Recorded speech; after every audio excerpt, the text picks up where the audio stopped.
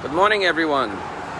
Everyone knows there's a show with Larry David called Curb Your This week's Torah portion teaches us the laws of the Nazir. The Nazir is the Nazirite who takes a vow of abstinence, that he will not drink wine or she will not drink wine, and an abstinence that they will not cut their hair, which is a form of tending to your bodily needs.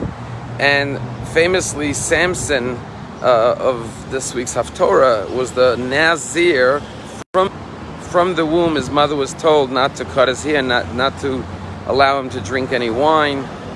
And the rabbis point out that the laws of the Nazir follows right after the laws of the Sotah. The laws of the Sotah is a woman and her husband who their marriage is going through some difficulties, and God forbid, there's a suspicion of an adulterous affair, and how they resolve it with the Kohen to determine that no affair had taken place, to restore peace in the marriage. But a rabbi say, why does the laws of Nazir follow the laws of Sotah? To teach us that if a person witnesses a Sotah, witnesses how the physical lusts and desires and cravings of the body could, God forbid, lead to such destruction, they should get a grip on themselves and take a vow of abstention to be able to regain control and mastery in their own lives. Indeed, all of Judaism is a practice in controlling our bodily desires to make sure that our soul and our mind controls our heart.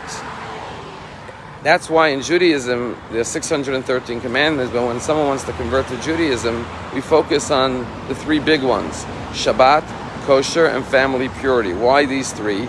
Because the three biggest physical desires that people have is for money, food, and sex.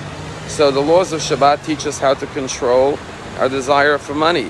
One day a week you stop working and you focus on spiritual matters. The laws of kosher teach us how to control our desire for food. And the laws of family purity talk about controlling our sexual desires. So Judaism teaches us that we should live a life of enjoyment, and God made so many pleasures in the world for us to partake of, but to never allow the pleasures to control us, to make sure we are in control of our desires, that we should be able to curb our enthusiasm or our lust or our passions and remain, as Pirkei Avot says, who is a strong person? One who can control and conquer their desires.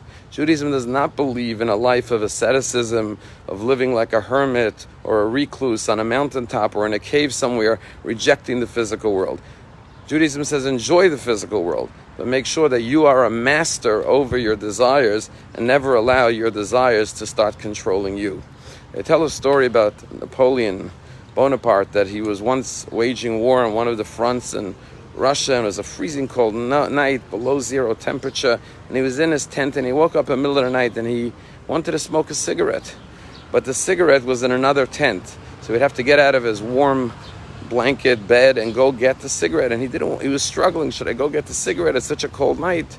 And then he said to himself, what's going on here? I'm Napoleon Bonaparte, the most powerful ruler, emperor, conqueror, military strategist, general in the world, and I'm too weak to get out of my bed on a cold night to get something I want.